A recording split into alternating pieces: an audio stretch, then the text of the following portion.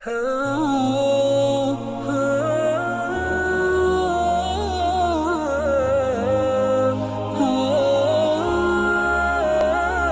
سوالاتو او جواباتو هغه سلسله منقطع شوې وه، پاتې شوې وه. حادثاتي خبره راله زمونږه د رور د وفات، الله دې هغه غریق رحمت کی. نو ملګري داسې وو په ورځ ما په نظر راله چې نوي ملګري بلکل راغلي وو او د هغې غریبانانو به څه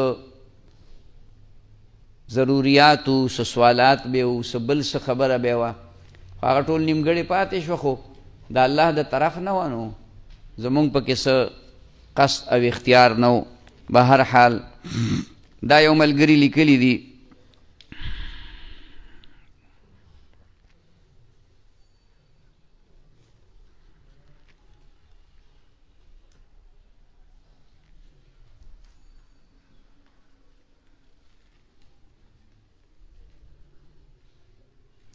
دا زما یو مرید دی، شاگرد می هم دی، سکندر حیات اسلام آباد کې دی. هغه وایي چې یو خوب می لیدلی دی، نو هغې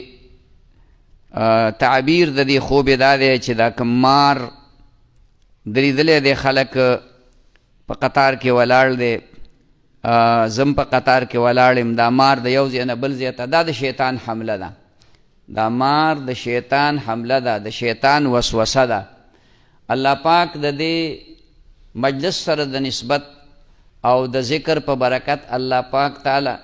په هغه باندې غلبه درکړې ده، هغه دې مړ کړی دی او بیا د هغې نه وینه تلې ده. نو چې هغه مړ شو نو د شیطان وسوسه ختمه شوه، نو د هغې په وجه باندې چې کومه خوشبویي خوره شوه، دا د نیک عمل خوشبویي ده. دا خوشبویی سره دنیا د عطر خوشبویی نه، بلکې دا د نیک عمل هغه خوشبویی ده. لکه څنګه چې حدیث شریف کې راغلی دي چې روجهدار د خولې نه سوړ غوندې بوی خیږي، نو الله پاک ته دغه بوی ډېر د مشک و عنبرو نه زیات محبوب او خوښ دی. نو دا د نیک عمل هغه خوشبویی ده. نو خوب کې اشاره دې خبرې ته ده چې د شیطان د وسوسو نه ځان بچ کوئ او هغې نه بچ کېدل کېږي په کثرت ذکر باندې، ډېر ذکر په وجه، او بیا د هغې په وجه چې کومه دی نیک عمل سړي ته ډېر موقع میلاویږي او د نیکو اعمالو په وجه سړی معطر کېږي.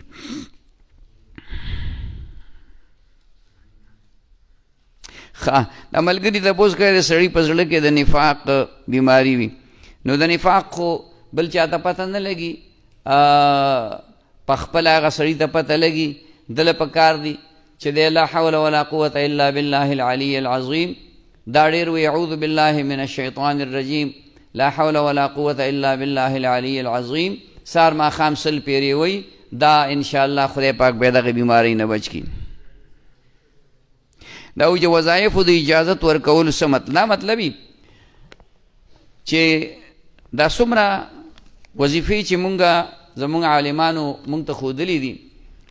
نو دې کې یو اثر وي چې داسې په ترتیب را رواني. ما ته خپل استاذ ویلی دي او هغه ته خپل استاذ ویلی دي، هغه ته خپل استاذ ویلی دي، او بیا اجازت چې میلاو شي، نو اجازت مطلب دا چې او دا وظیفه ته هم کوه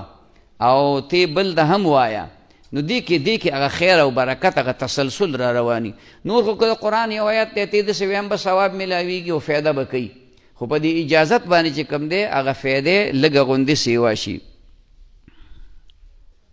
هر کوئی دا لیکلي چې هر څوک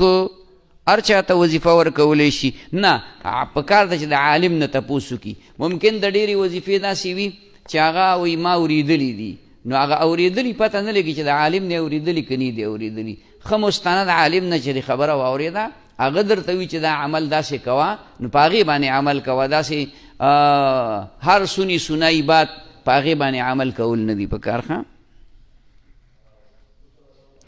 دا چینجي په خوب کې لیدل د دې مطلب دا چې څه بیماري او تکلیف ته پکې اشاره ده، هغې دپاره صدقه وکړئ، نفل وکړئ، الله پاک به رحم وکړي.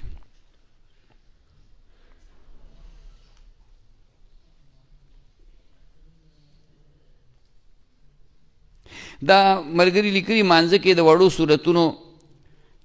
بار بار ویل دا په یو رکعت کې 100 مرتبه 3 یا 11 21 وغیره دا څنګه دي فرض سنت یا نه دا داسې مسله ده چې بعضې منځونه راغلي داسې دي چې هغې کې لکه صورت اخلاص یو منځ د ساخ په وخت کې داسې شته چې سړی 12 رکعاته منځ کوي او په هر رکعت کې د صورت فاتحې نه وروستو 3 پیرې قل هو الله احد وی نو الله پاک چې کومه دی دله ډېر لوی اجر ورکوي او فرمایي چې الله پاک د اسمان نه 1000 فرشتې نازلی کی او دې سړي دپاره د دغې تبارک الذي به ورته ډېر په توره باندې یادي یا به صورت یاسین ورته یادي سوره بقره خو هر چاته نه یاده صورت آل عمران صورت نساء دا خو چاته نه یاد نو که دی وایي چې زه اوږده رکعتونه کوم لکه حدیث شریف کې دا راغلی دي طول القیام خیر من کثرة السجود افضل من کثرة السجود د اوږد قیام چې سړی ولاړ الحمد وایي صورتونه پسې وایي دې ته قیام وایي نو دا د ډېرو سجدو نه بهتر دي نو خیر دی که دغه نفل سړی کوي او په هغې کې په یو رکعت کې سړی 2 3 4 صورتونه ملګري کوي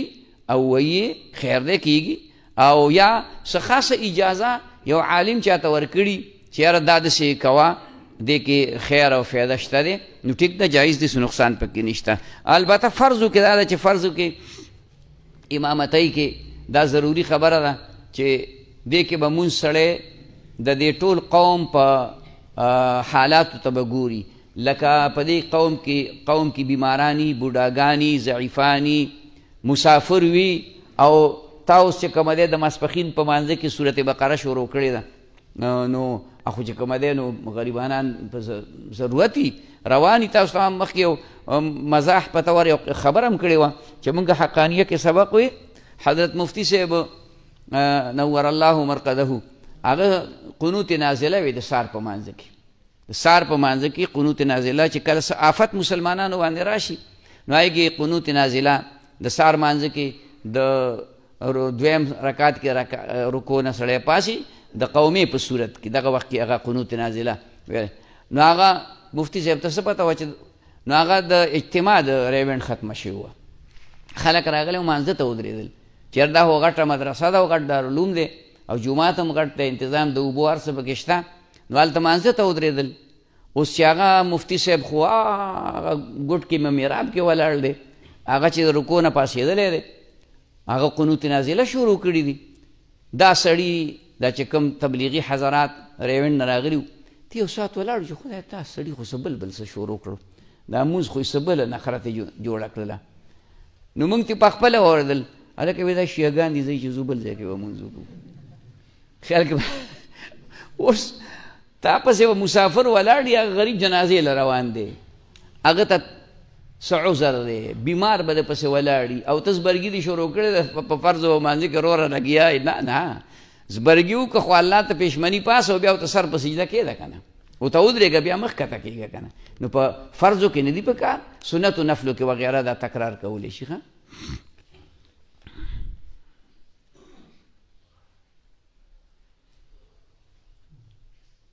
دا امام ولاړ دی مونځ کوي مخکې او هغه ته عذر پېښ شو دا انسان ډېر کمزوری دی او داسې مات شو نو هغه به ورپسې چې کوم څوک ولاړ دی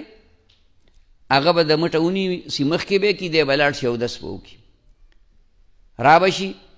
نو بیا به په هغه پسې ودرېږي په هغه امام پسې چې کوم امام شوی دی دا دویم په ده پسې به ودرېږي خپل لمونځ به پوره کړي دې ته رخصت وایي عزیمت دې ته ویلی کېږي چې دا مونځ بس مات کا سلام وګرځوه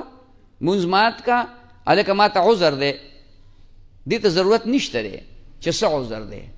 تا د دې خبرې ضرورت تپوس ته نه شي چې څه چلو شو څه دنیا ورانه شو دنیا ورانېږي آبادېږي به خپل کار کوي په مسلمان بنده باندې به پرده راچي تر دې پورې رسول الله مبارک فرمایي یو سړي اودس مات شو هغه دې زر پوزې ته رومال یا څادر ونیسي خلکو ته دا شو کې چې یا مې غاښ ونیسي یا مې پوزه ماته شوه او مثلا د هغه اودس په بله طریقه باد ترې وتلي، نو دا باد وتل خو د انسان په خپل اختیار کې نه دي، بیماري ده،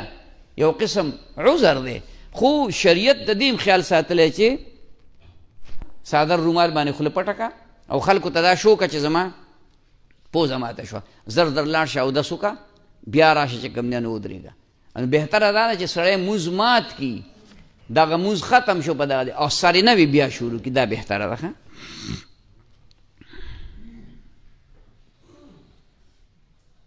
دا فرض سنت نفل کې یا په رکوع یا سجده کې تسبیحات دا جایز دي. ما ته دوی فرض مونځ کې به سړی اوږده نه کوي، د هغې وجه دا ده چې په فرض مانځه باندې چې کومه دی نو مسافر پکې، او نور په سنتو نفلو کې په رکوع کې تسبیحات چې څومره ډېر ویلی شي ودې وایي طاق به وایي.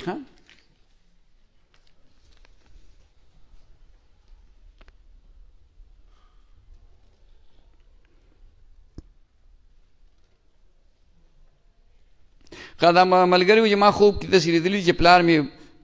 وفات دی، قبر مې کنستی دی، هغه پکې اوبو کې دی، ډېر ښه دی چې په اوبو کې دی، دا په نیکۍ کې ډوب دی. دا سړی ښه سړی و او د دغه قبر نه راوښکل هم نه دي په کار، په دې اوبو کې ډوب ښه دی، ځکه دا نیکي ده. په عالم مثال کې چې کوم دی د اوبو مثال هغه نیکي ده.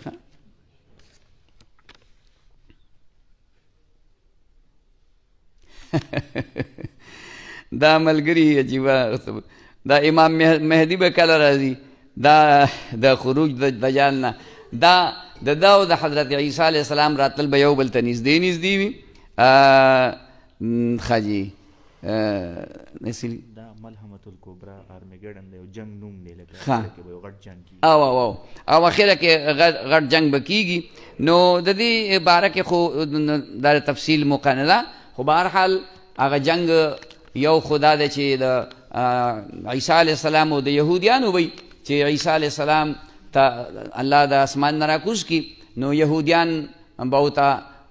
الله ور په ګوته کوي، نو هغه به څنګه په ګوته کوي چې د کوم ونې بوټي ګټې شاته د یهودي پټ دی، نو هغه بوټی به آواز کوي، هغه ونه به آواز کوي، هغه ګټه به آواز کوي، عیسی علیه السلام راشه یهودي دا دی مردارې کا. نو دا لږ غونې تفصیلي خبر ده، نور زیاتي په دې کې دې وخت کې څه نه شو ویل. تیسری جنگ عظیم اور دجال جو کتاب دی او تیسری جنگ عظیم دا بیا وګورئ. ښایي انشورنس کول څنګه دي؟ ښه نه دي، سود دی.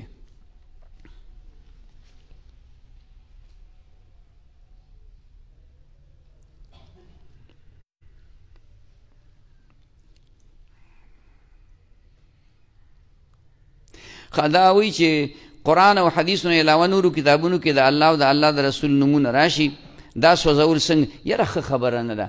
بې ادبي ده. که هر کتاب بلکې هر کاغذ کوشش دا پکار دی. بیا البته یوه طریقه د هغې علما وایي مجبوري ده، ځکه چې اوس د کوم ځای کې ته کاغذ وغورځې کېدې، نو ښه خو دا ده چې جاري اوبو ته یو چې که جاري اوبه یو ځای کې داسې خاصې نه وي، نو بیا د هغې ښه طریقه دا ده چې هغه یو لوښي کې وسېځلی شي او هغه ایره را غونډه کړی شي او هغه ایره چېرته جاري اوبو کې سړی دغه کي یا داسې ځای کې دفن کي چې په هغې باندې د هغې بې ادبي نه کېږي. پخوا به خلکو په دې مقبرو کې قرآن مجیدونه په زړو قبرونو کې ښخول، خو چونکې اوس په دې مقبرو کې زمونږ هغه زړه نه کرکه وتې ده، موږ پکې څاروي هم سره وو، خلک پکې اودسمات هم کوي، نو هلته بې ادبي کېږي. نو که دا وسوځولی شي نو بې ادبي نه ده، دا په دې نیت باندې لکه څنګه چې سړی جومات ورانوي، نو دا جومات ورانول ښه کار دی نه، خو بد کار دی. خو که دې دپاره یې ورانوي چې موږ دا جوړ کړو بیا دوباره موږ دا جومات وران کړه که نه، داسې درزا پې دې خلکو جوړه کړې وه، دا پلکونه یې ورته نیولي وو، نو دا هسې جومات درز ورکول ښه دي. هغلته چې اودس وکړو او دلته د نجم ځي هم نبي علیه السلام وایي په منډه په دې جومات کې مه راځه. او پخوا به دې بوډېګان وي د جومات ځمکه ژوندۍ ده، ژوندۍ مطلب ده دا د ادب قابله ده، د دې به ادب احترام کې. نو جومات ورانول دا ګناه ده، خو چې د ښه آبادولو نو دا کتابونه وغیره دا سیزل دې نیت باندې چې یاره د دې د یو خدا چې د دې به چې کومه دی نو حیثیت بدل شي، ایره به شي، چې ایره شو نو بیا یې اوبو ته واچوه. خو ښه دا ده، زما رایې په دې ټولو کې دا ده بهتره چې دغه که قرآن مجید دی که نور کتابونه دي دا راوالی یو بوجۍ کې بند کوي او په خوړ کې سین کې لږ خوراک خواري کړاو دی په سړیو کې سړي په خوا کې خوړ سین نه وي نو لږ دې پسې یو 10 میله لاړ شي که نه هغې کې د جوور ځای چې کوم دی نو وکني او دا دې پکې کیدي دا به راستم شي او کیدی شي میان وغیره وخوري نو د بېادبۍ نه هم ته بچ شي او کار به مو شي مقبرې ته تلل او قبر ته دعا کول مسنون طریقه څه ده دا طریقه ده په تېره ورځ پرون په ترمیزي شریف کې دا خبره تېره شوه نبی علیه صلات وسلام فرمایلي قد نهیتکم عن زیارت القبور ما تاسو د قبرونو ته راتلو نه منې کړي چې قبر ته مه ځئ ولې ابتدا زمانه کې هغه د جاهلیت زمانه ډېره نږدې وه نو خلکو کې د بوتانو د محبت دغه نبی علیه السلام وی چې د خلکو کې چېرته د دې قبرونو هغه ادب او احترام را نشي چې ګنې یاره دوی بیا د قبرونو عبادت شروع کړي مه ځئ قبرونو ته بلکل نه ځئ نو بیا ورته وایي الا فزوروها اوس قبر ته ورځئ قبر ته ورځئ او چې ورشئ نو د سینې طرف ته راشئ ودرېږئ داسې ووایه السلام علیکم یا اهل القبور یغفر الله لنا ولکم انتم سلفنا ونحن بالاثر سلام به ووایې السلام علیکم ای د قبرونو خاوندانو په تاسو دې سلام وي یغفر الله لنا ولکم الله دې تاسو مو بخي الله دې مونږ مو بخي دا به ووایې انتم سلفنا تاسو زمونږ نه مخکې تللی او مونږ در پسې یو انتم ونحن بالاثر مونږ ستاسو په قدم در روان دعا ورته وکړه الحمد قل هو ووایه د هغې ثواب ورته وبخه تبارک الذي صورت یاسین ووایه د هغې ثواب چې کوم دی نو ورته وبخه نو دا او بیا بل حدیث کې ورسره دا راغلی دي چې د قبر زیارت د قبر ته ورځئ موږ خو زیارت دې ته وایو چې سړی ورشي او ګټې په ځان پورې مږي یا د قبر نه ګیر ځای دغه ته زیارت نه وایي زیارت ملاقات ته وایي یعنې مقبرې ته ورځئ نو تاسو ته به دا قبر یادېږي مرګ به درته یادېږي چې دې ته زم راځم دغه سنت طریقه ده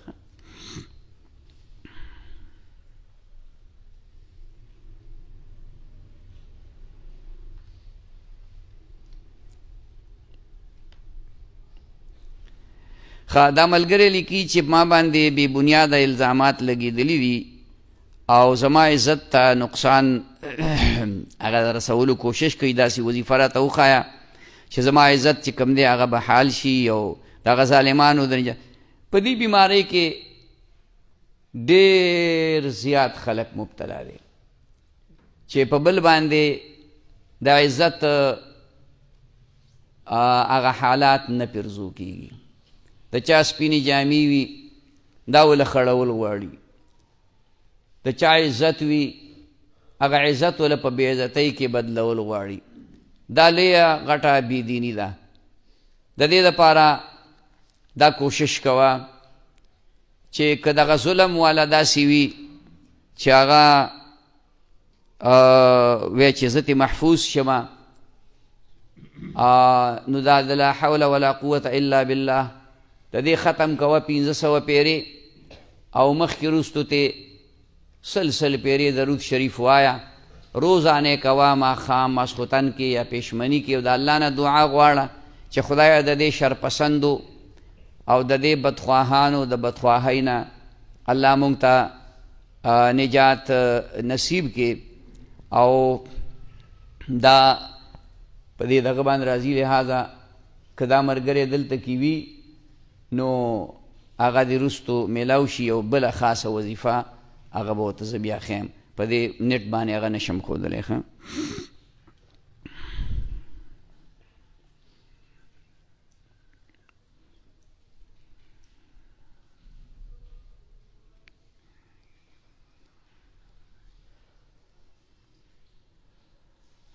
دا د یو 3 لکه روپۍ مې چاله ورکړي دي قرض هغه پې کاروبار کوي نو دې کې مختصره خبره بس دا وره چې چا درنه پیسې اخیستې دي او هغه پې کاروبار کوي نو چې څونه یې وګټلې نیمې ستا دي نیمې د هغه دي دې ته چې کوم دی مضاربت ویلی کېږي د دې نه زیاتې کمې پیسې اخیستل وغیره دا سود کې بیا راځي چې هغه او که نه مخکې ورسره تړلي چې دونه پیسې بدله در کومه دا هم په سود کې راځي نو بهتره طریقه هم دغه ده چې پیسې دې چې کوم دی چاله ورکړي بس هغه به پکې کاروبار کوي محنت به پکې کوي او چې څونه یې وګټلې نیمې به ستایي او نیمې به د هغه وي د هغه ګټه د سر خو ټول چې کوم دی د مالک دی ښه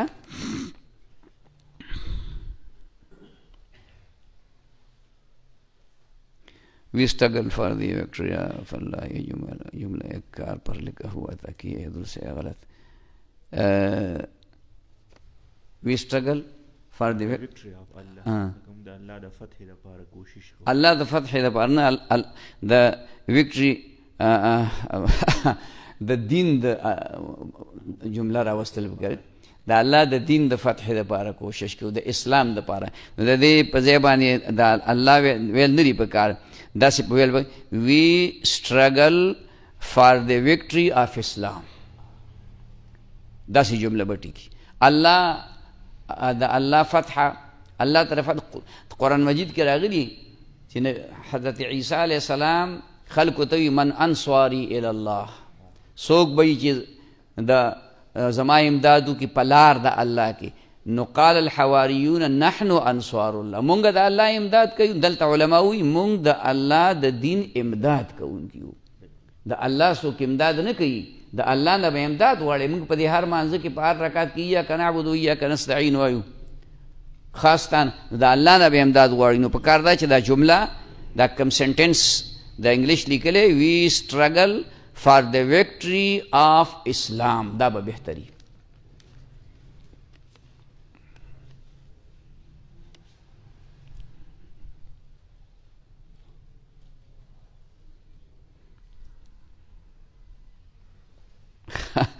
دا ملګری وایي چې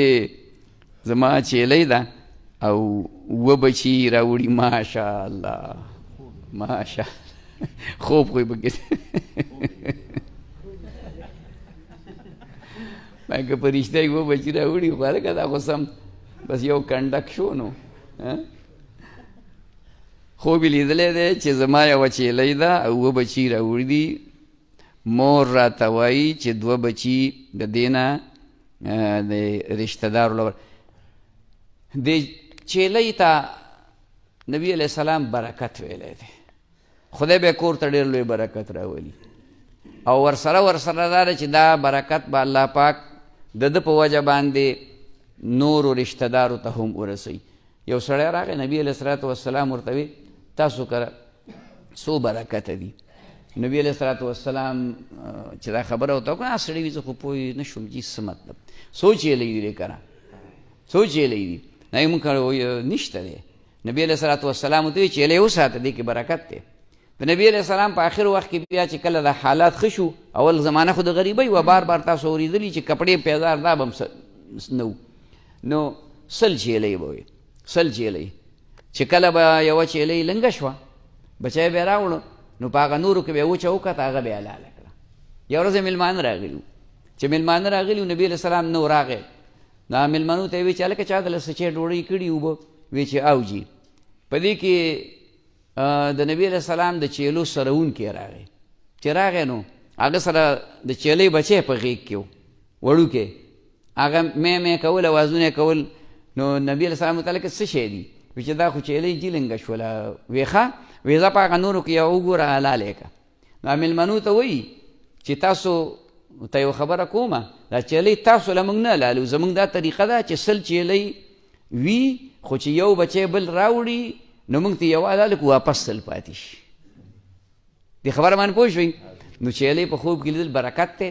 خدای دې برکت نور هم سیوا کړي یو زنانه خوب لیدل چې ما د خولې نه باران راوځي وی غیبت مه کوه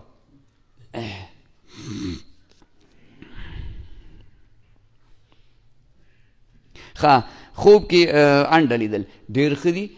کوشش دا وکړه چې د ګناهونو نه داسې ځان پاک کړي لکه څنګه چې انډه د ویښتو نه پاکه ده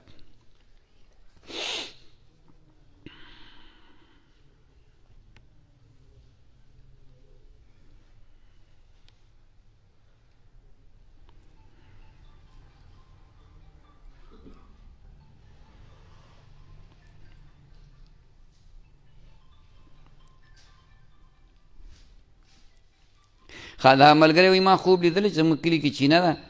او هغه خلکو کلیوالو هغه چې کوم دی نو خرڅه کړې ده، چوکیدار پې مقرر دی او زنانو ته اوبه ورکوي، دا ډېره ښه خبره ده. د دې مطلب دا دی چې د علم تقسیموي خلکو ته، نو ډېره ښه خبره، دیندارۍ خبرې تقسیموي، نیکۍ تقسیموي، نو دا بدي پکې نشته. نوکرۍ دپاره وظیفه وروستو بیا دینه حاجاتو وظیفه والی بل درکې انشاءالله پابندۍ سره کوي، خدای پاک به رحم وکړي. چر چې بانک کوي نو فرشتې ویني، دا صحیح ده، ما دې څه پته ده، ولې موږ چې دا بانکونه کوو موږ خو فرشتې خو نه لیدل، فرشتې څوک نه شي لیدلی. ښه خبره پوه شوې؟ د دې دا ذکر دی، دا چرګان چې چغې وي دا ذکر کوي. ښه او خاص کر پېشمني مال چې اواز کوي نو دا تا تهجد له پاسې چې پاسه خدای دې بې خو نه باسه، خپې دې غځولي بس دی که مسعودن نملاس دی، نو دا د الله تعالی ذکر کوي. ښه دا مرګ نه پس ګرده وغیره بل چاله ورکول جایز نه، ناجایز. دا د انسان دا ستا جز نه دی، دا ستا سره امانت دی، دا سترګه ستا امانت دی، دا پوزه ستا امانت دی، دا ګرده ستا امانت دی. د چا امانت دی؟ الله تا سره امانت دی. خو ته ټول امانت دی د الله تعالی. ستا په خپل بدن کې اختیار نشته، ستا دغه نشي کولی، ستا په دې کې اختیار دی چې په ژوند باندې 1,00,000 روپۍ راواله که نه، په مدرسه کې ولګوه، جومات کې ولګوه، غریبانو له پیسې ورکړه. ګردې چې ته مړ شوې اوس ګرده ورکې داسې لیونتوب دی. قضای حاجت دعا وروستو بیا دوی نه واخلي.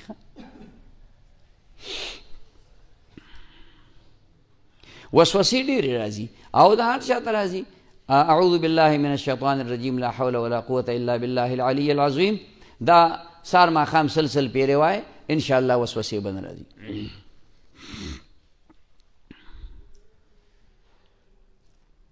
او ښایسته کاڼي لیدل په خوب کې، قیمتي کاڼي لیدل ډېر ښه دي. الله پاک په حلال مال کې اضافه راولي، د دې لپاره محنت او خواري. استخاري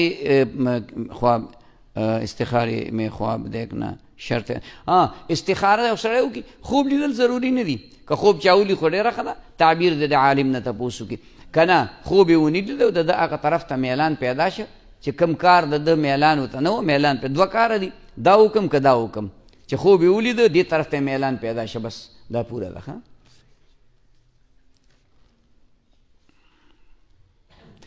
خوب کې یو سړی ځان بې پردې ویني، ښه دی، د ګناهونو نه به الله پاک کړي.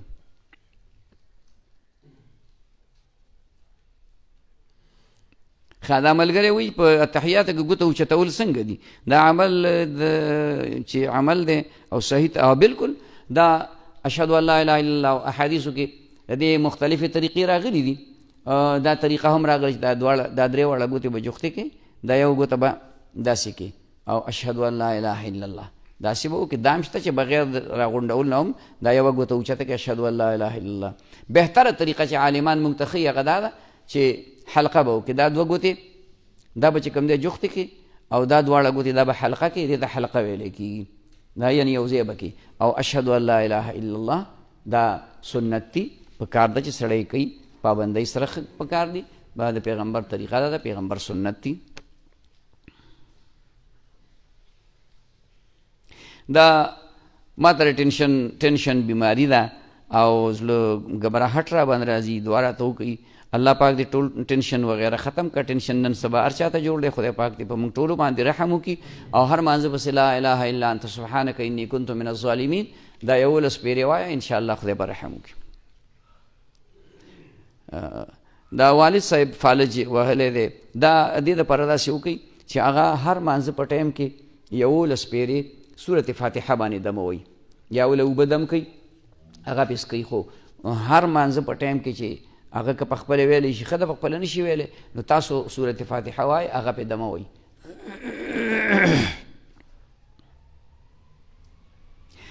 رشتې دپاره خاص وظیفه دا سورت رحمان روزانه 3 پیرې وایي. سورت رحمان روزانه 3 پیرې وایي، الله پاک به په ښه ځای کې چې کوم دی رشته وکړي. استخاري اسانه طریقه دا ده چې ماسخوتن 2 رکعته مونځ وکړه او بیا د الله پاک نه وغواړه چې کوم مقصد دی هغه مقصد الله ته مخې ته کړه. خدایه که دې کار کې زما دپاره خیر ما د اسباب له مهیا کړه راکړي، که دې کار کې خیر نه وي الله ما ترې نه بچ کړي اول به خوب وویني که خوب نه نو ستا به هغه یو طرف ته میلان پیدا شي.